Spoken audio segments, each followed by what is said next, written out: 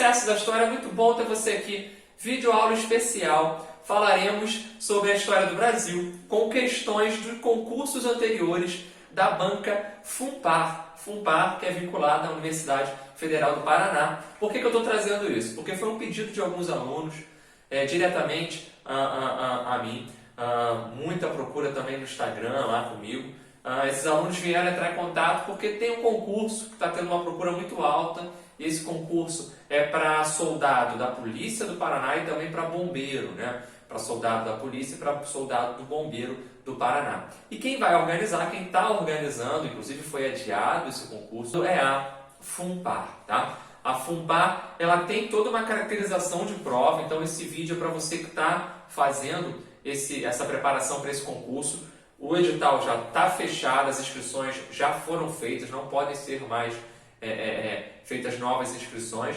O que a gente vai fazer aqui é um destrinchamento da forma como essa FUNPAR costuma cobrar. Eu dei uma olhada, cara, existe um padrão, o que é muito tranquilo, não fique preocupado. O concurso não é difícil, você que vem se preparando, é importante que se prepare cada vez mais, não só para esse concurso, mas para outros concursos. A gente está vendo um momento muito diferente no mundo todo, então não é à toa que esses concursos estão sendo adiados, é natural, existe uma diferença entre concurso adiado e concurso cancelado, tá bom? O nosso concurso apenas foi adiado, isso é bem diferente, ele vai rolar, então você tem mais tempo para estudar, espero que eu te ajude. Se tiver uma boa aceitação esse nosso vídeo, eu prometo trazer mais alguns vídeos com outras questões, tá bom? Então, questões de história do Brasil da banca FUNPAR, né? Concursos anteriores, concursos de prefeitura, concursos vinculados inclusive à própria polícia, tá? Que tenham sido feitas ali pela Universidade Federal do Paraná, por esse órgão que é a FUNPAR, beleza? Então vamos lá? Gente, questão 1, tá aí para você já na tela. Somente as fazendas de proprietários mais abastados é que possuem engenhos, mas todas elas tinham a casa grande. As senzalas, moradias dos escravos, casas para os trabalhadores livres, a reserva florestal para o fornecimento de madeira, áreas de pastagem de agricultura de subsistência. Os fazendeiros que não possuíam engenhos eram chamados de lavradores da cana. Com o tempo, a denominação engenho passou a designar a fazenda toda, né? É muito importante. Isso é uma marca bem grande do que são os engenhos.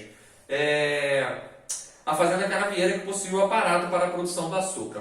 A organização da produção açucareira na América Portuguesa inseria-se um modelo de organização da produção denominado plantation, que consiste em, galera, colonização brasileira. A partir de 1530 tem a expedição do Martim Afonso de Souza, essa expedição chega no Brasil e inicia de fato a colonização. Antes a gente está vinculado ao período pré-colonial, pau-brasil, a partir de 1530, colonização. Qual é o produto que Portugal escolhe? O açúcar. O açúcar é bom por quê? Grande aceitação no mercado internacional, experiência anterior dos portugueses nas Ilhas Atlânticas, né? Isso é muito importante.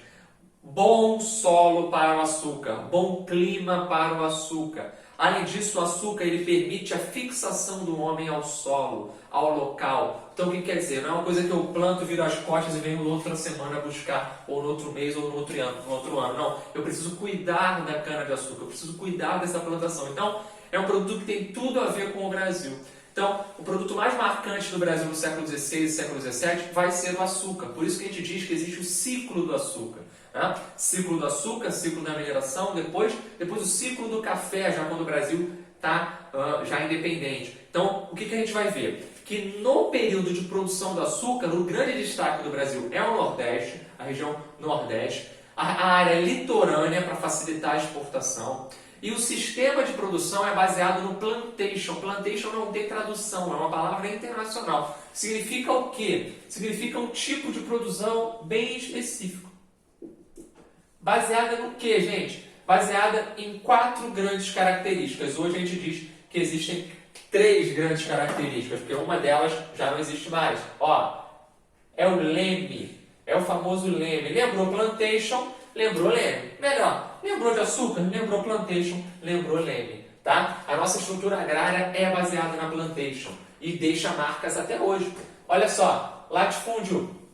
Latifúndio é aquela grande propriedade rural, o contrário de minifúndio. Então a gente vai estar inaugurando no Brasil um sistema onde poucas pessoas terão muita terra e muitas pessoas terão terra nenhuma ou pouca terra. Nós temos também uma estrutura que é baseada na exportação, tá bom? Exportação, ou seja, para abastecer o mercado externo. Claro, a colônia ela não pode ter mercado interno forte, nem comercializar com outros locais que não seja a metrópole. Então, nesse caso, o Brasil está muito vinculado a Portugal. Sistema de monocultura, isso aqui é bem simples também. Monocultura é aquela especificidade de um só tipo de produção numa vasta área, né? Monocultura é o contrário de policultura. Então vão surgir as grandes fazendas de açúcar, que vão ser chamadas de engenho, porque engenho é propriamente o local onde o açúcar era fabricado, né? Onde ele era verdadeiramente onde os lavradores levavam essa cana e ali era desenvolvido a produção do açúcar. Então está ali o engenho. E nós temos a escravidão. Escravidão ou escravismo é muito importante por quê? Porque apesar de não existir mais, a gente diz que o Brasil ainda vive num sistema de plantation, porque a nossa marca ainda é o latifúndio, ainda é a exportação, ainda é o sistema de monocultura. Então alguns vão dizer que o que existe hoje é o mel, e não mais o leme, né? É o mel. Mel. Naquela época existia o leme. Show de bola? Essa é a grande característica da produção de açúcar no Brasil.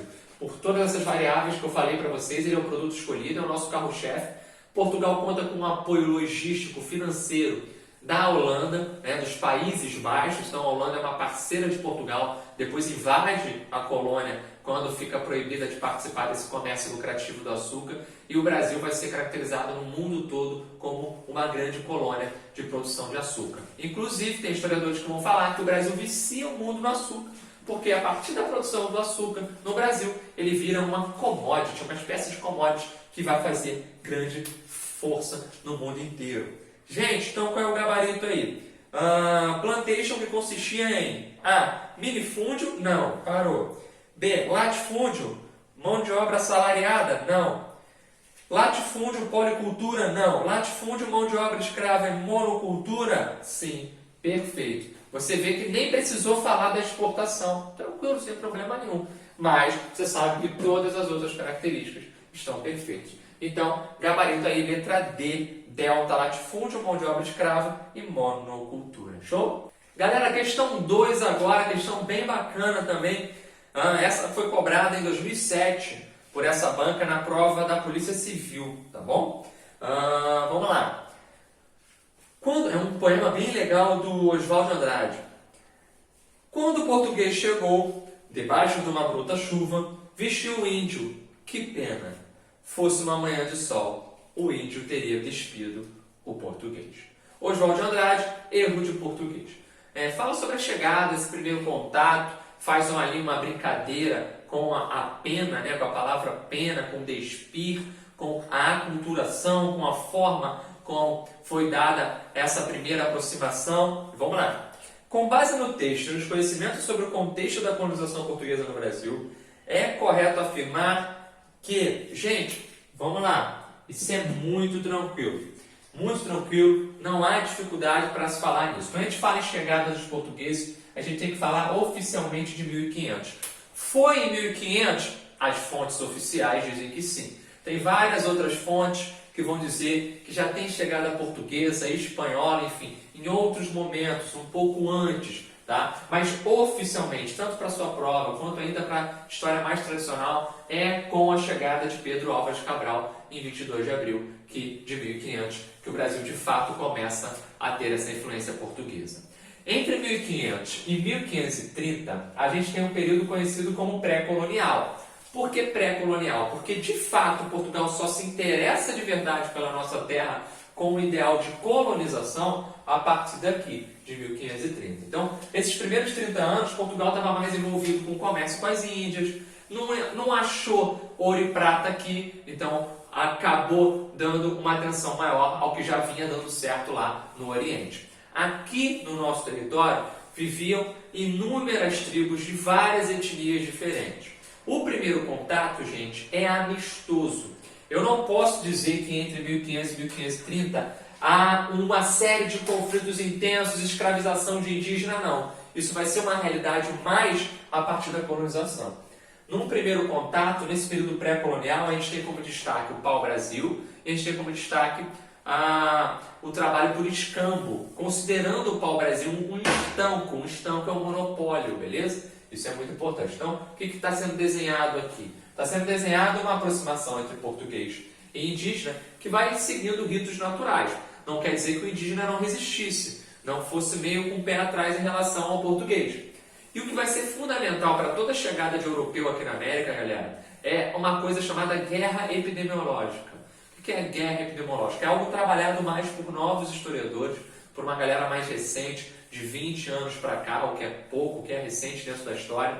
Essa galera de 20 anos para cá tem dado cada vez mais valor para um destaque do contato e a falta de imunidade dessas tribos indígenas com vírus e doenças que já existiam na Europa antes. Então, quando esses europeus chegam, há uma devastação muito mais rápida dessas tribos nativas por conta dessas doenças. A gente está vivendo um problema mundial relativo a um vírus onde nenhum de nós tem defesa para isso, e a gente está vendo como isso tem um impacto forte, negativo e cruel.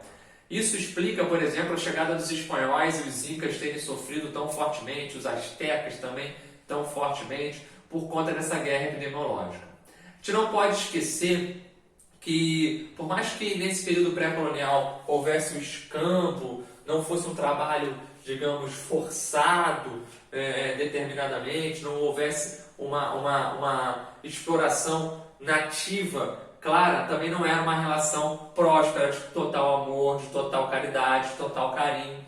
O português, desde um primeiro momento, já passa a dizer que essa terra é dele e vê o indígena como alguém abaixo, né? Subalterno. Então a gente vai falar aqui e ver o que temos nessas alternativas, beleza? Vamos ver o que as alternativas trazem para a gente. O que é correto afirmar?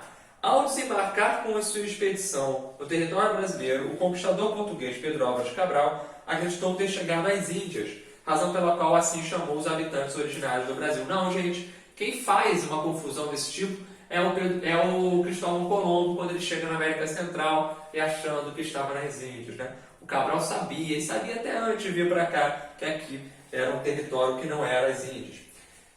B. Ao receber as terras para cultivar, os colonos portugueses tratavam os indígenas como parceiros na exploração do novo território, influenciados pelos discursos religiosos jesuítas que se interessavam estritamente pela salvação da alma dos nativos. Primeiro, tem vários problemas nessa alternativa. Está falando aí, tratava o indígena como parceiro na exploração, não como parceiro. Vê o indígena como inferior, embora não use ainda ele como um escravo propriamente dito. Temos outra questão, influenciados pelo discurso religioso dos jesuítas. Ainda não tínhamos os jesuítas nesse contexto, tá? Os jesuítas, eles acabam vindo para cá só a partir do governo geral, em 1549. A Companhia de Jesus é criada lá pelo Inácio de Loyola em 1534 e vem para o Brasil em 1549 com o Tomé de Souza, não é aqui ainda. Um outro problema é que fala que se interessavam estritamente pela salvação da alma. Os jesuítas, quando vêm para cá, eles se interessam pela salvação da alma, mas aí é macete de prova, seja desse concurso ou de outros. Todas as palavras que são muito fortes na história, a gente tem que ter cuidado na hora de usar. Nunca, sempre, somente, estritamente, exclusivamente, cuidado com esse tipo de palavra, tá? Porque ela geralmente te induz ao erro. Então, não posso dizer que o desejo do jesuíta é estritamente salvar almas, ele também tinha interesse econômico, ele estava aqui de bobeira.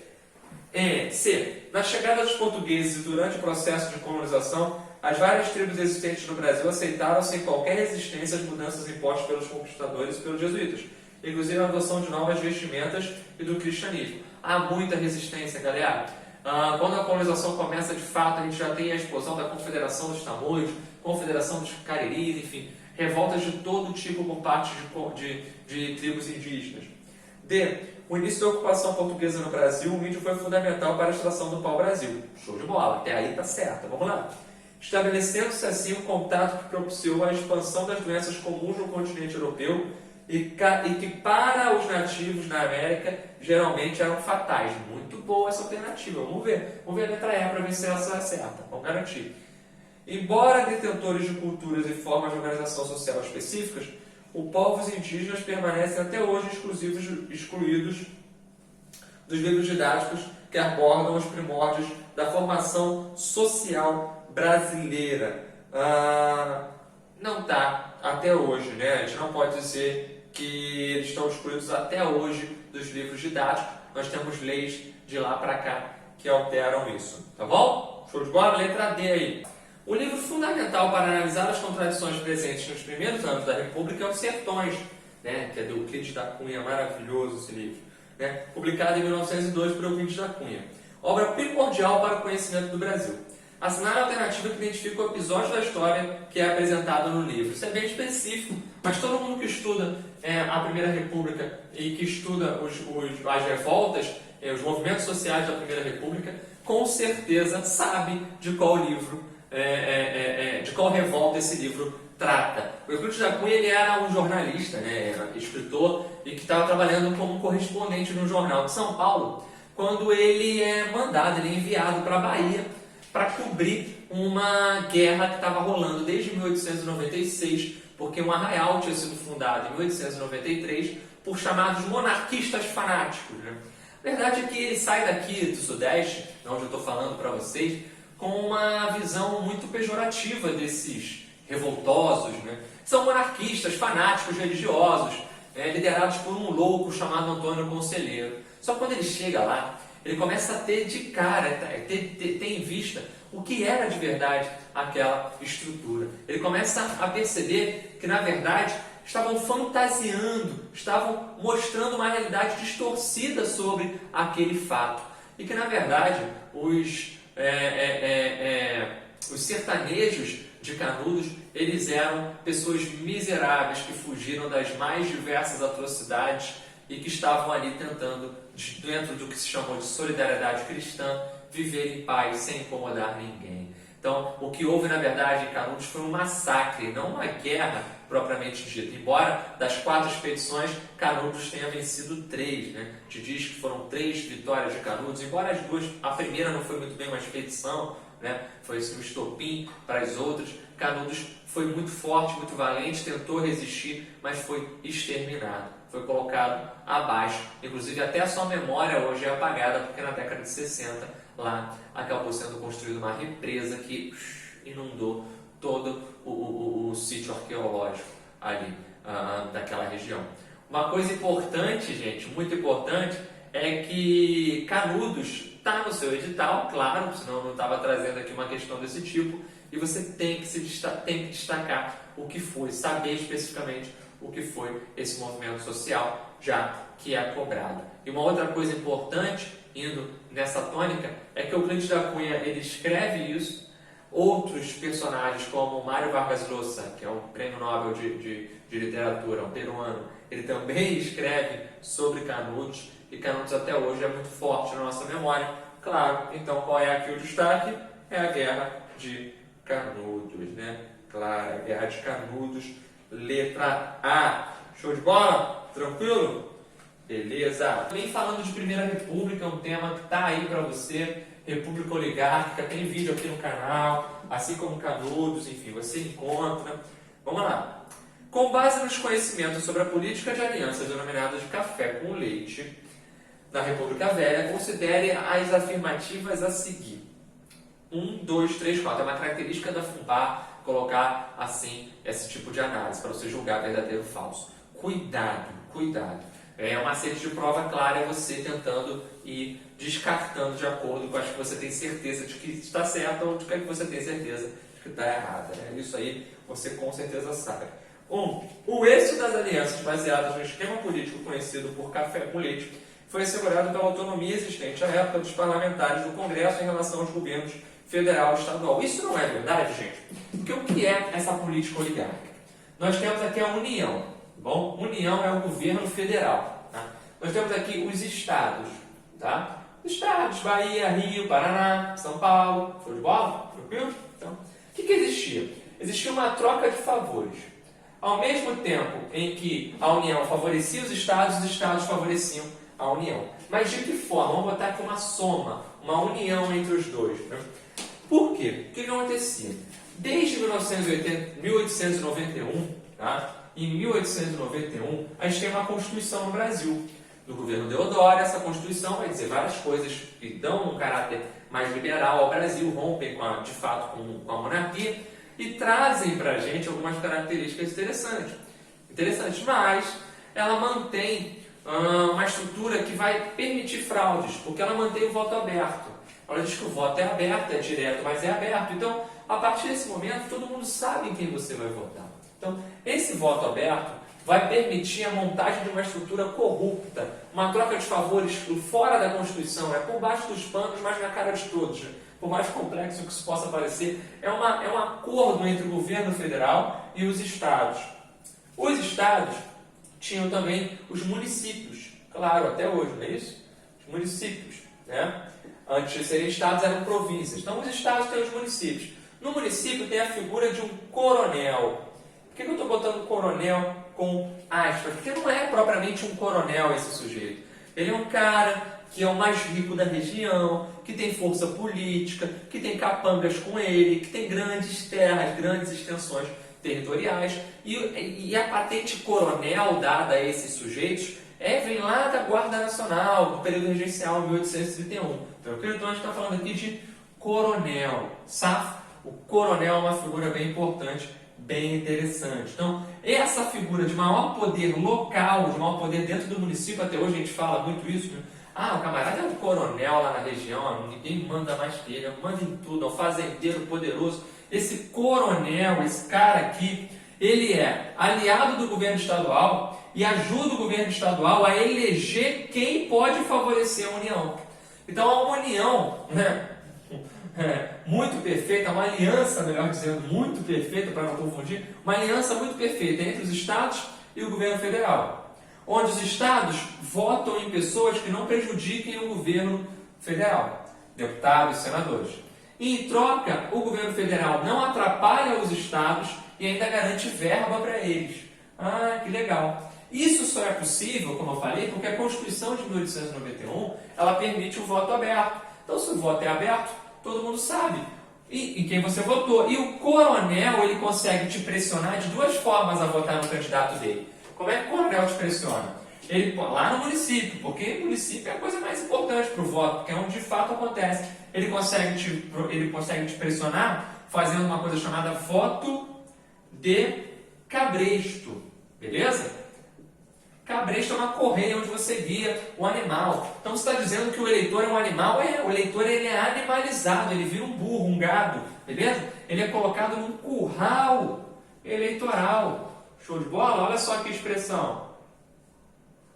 Olha só que expressão forte. Curral eleitoral. Show de bola? Por quê? O coronel ele consegue pressionar você a votar no candidato dele de duas formas. Ou pela violência. Violência era mais comum.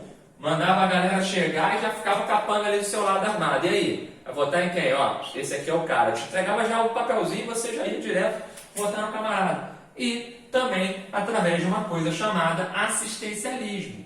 Assistencialismo também tem no Brasil até hoje, né?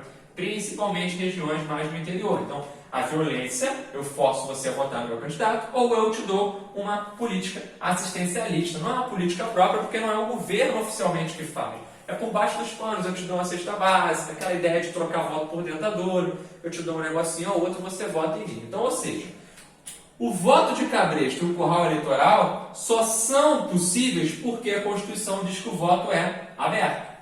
O voto sendo aberto, eu consigo, através da violência e do assistencialismo, garantir que você vote no meu candidato.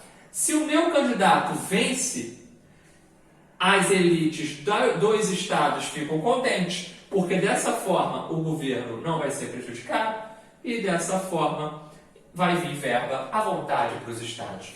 O nome disso aqui ficou conhecido como política dos governadores. Tranquilo? Foi criada por um presidente chamado Campos Salles, tá bom? Ou seja, a política dos governadores é uma união informal, um pacto não oficial feito entre o governo federal e os estados para impedir o acesso de qualquer oposição que possa competir com eles ali naquele contexto. Essa é a estrutura.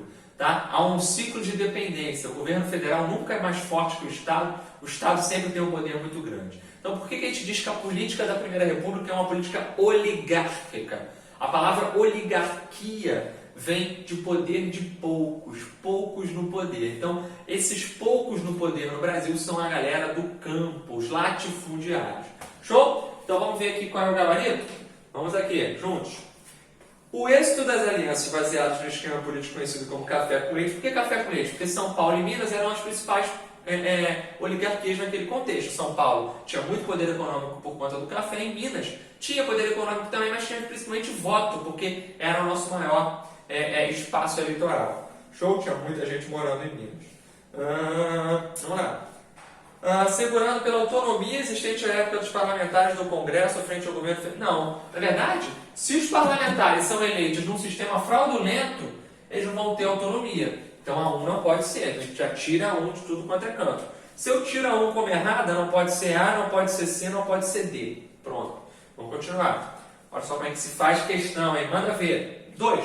A política protecionista vigente na República Velha deixou profundas marcas políticas e econômicas no país, na medida em que beneficiou especialmente os estados do Rio de Janeiro, grande polo industrial, e da Bahia, grande produtor de cana-de-açúcar na época. Não, gente. Política do café com leite vai beneficiar propriamente as duas maiores oligarquias, os dois maiores estados naquele contexto. Como eu falei, São Paulo e Minas. Tranquilo? Show de bola? Quero lá do Noel Rosa brincando, né? São Paulo dá café, Minas dá leite e a Vila Isabel da Samba. Ó, 3.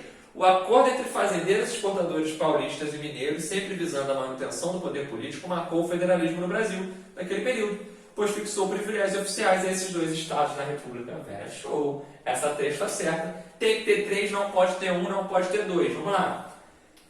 A chamada política do café com leite consistia num acordo entre o Estado de São Paulo, polo cafeeiro, e o de Minas, detentor do bom eleitorado, estabelecendo uma alternância dos candidatos desse Estado na disputa pela presidência da República. 3 e 4, perfeito, é certo, é letra B de bola. Show de bola, galera? Difícil? Não, é fácil. Direto ao ponto, é só você saber um pouquinho dessa Primeira República. Não há dificuldade propriamente dito. Show de bola? Vamos apagar o quadro, vamos para outro. Vamos, galera, questão 5 aqui para fechar esse nosso primeiro vídeo. Se você gostou, já deixa seu like.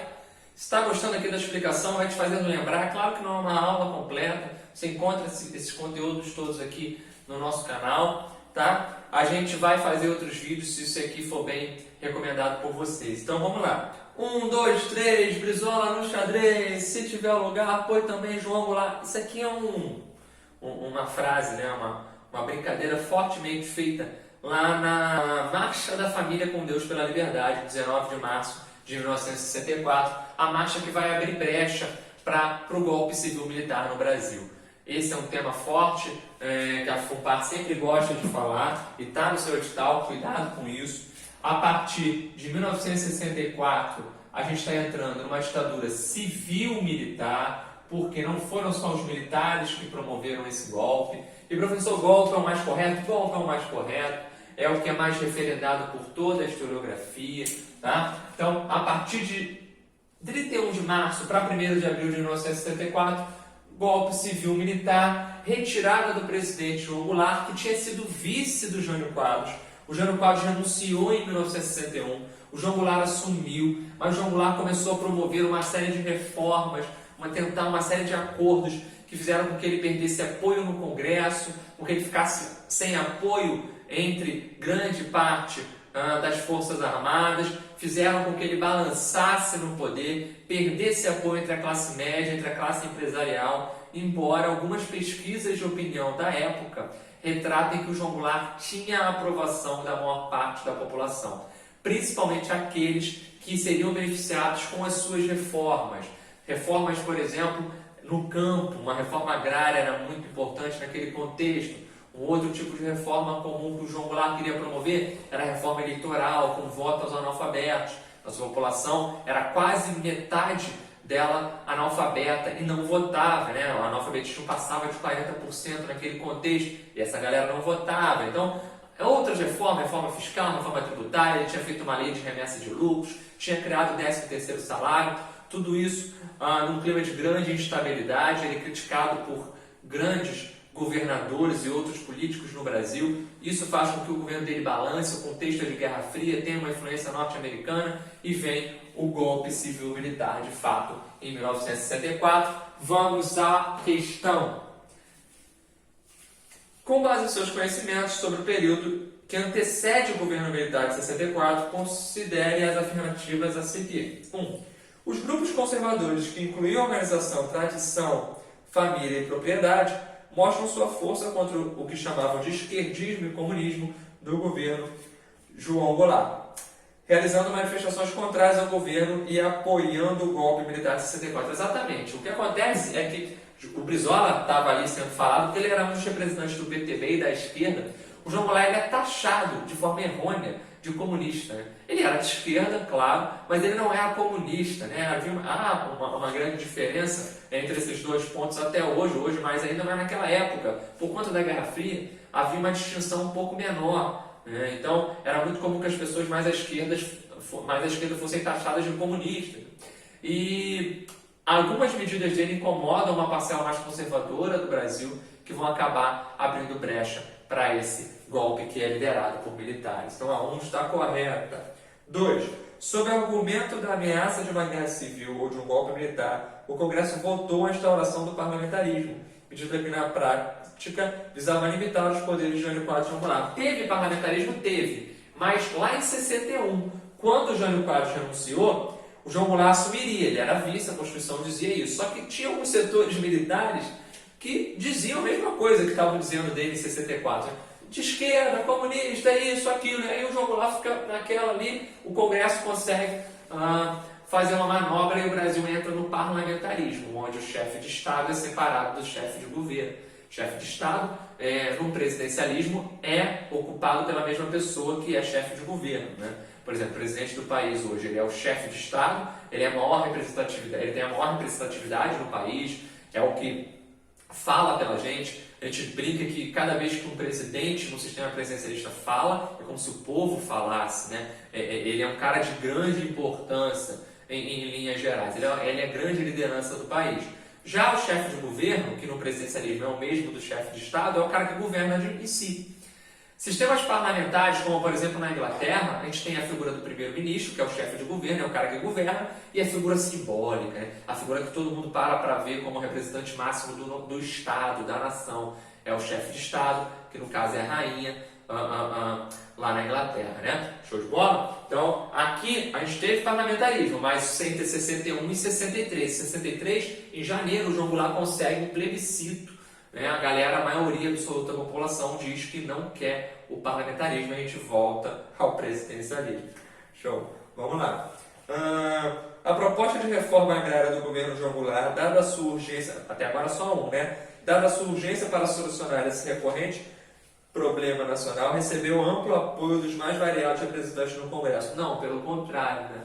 Pelo contrário, essa ideia de reforma agrária no Congresso foi muito debatida e dificilmente seria aprovada. Tinha uma questão ali envolvida que diz respeito à indenização, né? O João Goulart, ele queria indenizar os proprietários depois, porque o governo não tinha dinheiro. E a Constituição dizia que tinha que indenizar antes.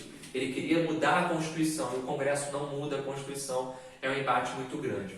No dia 13 de março de 1964, poucos dias antes dessa passeata que está mostrada aí no enunciado da questão, que é a Marcha da Família com Deus pela Liberdade, o João Goulart junta seus parceiros e faz um grande comício na Central do Brasil, no Rio de Janeiro. E ali, naquele comício, ele deixa claro que vai radicalizar o discurso, que vai fazer as reformas, vem reforma agrária, vai tudo se aprofundar no país, uma grande mobilização social de conquistas para o povo. Não dura muito, ele é tirado. 4. O discurso de João Goulart no comício da Estação Central. Aí, ó. Comício da Estação Central do Brasil, que anunciou as medidas de reforma de base e pretendia mobilizar os trabalhadores e estudantes a favor. Foi utilizado para justificar o golpe militar em 64. Então, 1 e 4 estão perfeitos. Vamos ver o gabarito? Letra A. A de alfa. Show de bola? Beleza, galera? É isso. Essas 5 primeiras questões, provas anteriores da FUNPAR, você percebe que tem uma característica muito importante de julgar sentenças. É bem marcante. 1, 2, 3, 4, você julga. Tá? Isso é uma característica da FUNPAR. Uma prova um pouquinho mais longa, vai exigir de você um pouquinho mais de atenção. uma leitura que vai te colocar, embora você tenha que ler com maior rapidez, cuidado para não ler muito rápido e perder a questão, tá bom? Não é difícil, você fez aqui comigo, a gente conseguiu avançar em bastante coisa, fique tranquilo, tá bom? Se inscreve aí no canal, curte, tem novidade, acompanha aqui os nossos vídeos, tamo junto. E se der certo, a gente volta com mais vídeos. Valeu!